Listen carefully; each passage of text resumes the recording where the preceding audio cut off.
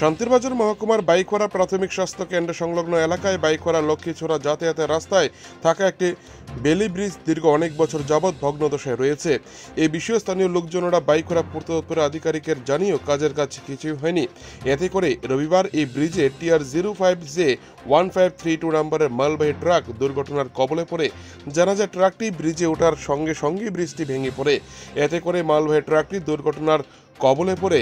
এই দুর্ঘটনা সম্পর্কে জানাতে গিয়ে স্থানীয় লোকজনেরা জানান, বাইকোড়া পূর্ত দপ্তরকে এই ব্রিজটি মরণ ফাঁদে পরিণত হওয়ার কথা জানানো হয়েছে, কিন্তু কাজের কাজ কিছুই হয়নি।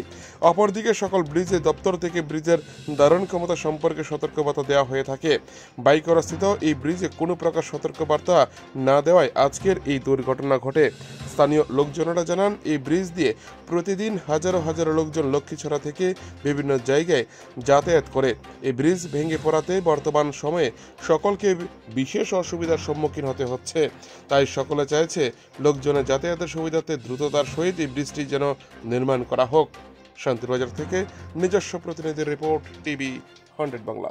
ঘটনা হয়েছে এটা আজকে সকালবেলা, সকাল প্রায় 8টা সাড়ে 8টা নাগাদ। এটা আমাদের বাইকোড়া থেকে লক্ষ্মীছড়া যাওয়ার পথে একটা বেলি ব্রিজ, সাথে আমাদের বাইকোড়া PSC হসপিটালটা।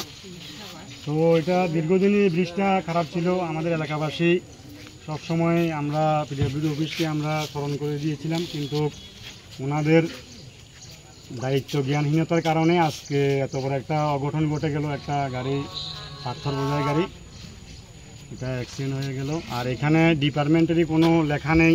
সতর্কবার্তা যদি লেখা থাকতো, অ্যাকচুয়ালি ড্রাইভার তো ছিল বাইরের, যদি সতর্কতা কিছুটা অবলম্বন করতো অথবা লেখা থাকতো তাহলে হ্যাঁ নিঃসন্দেহে দেখতো। ডিপার্টমেন্টে কিছু লেখা নাই।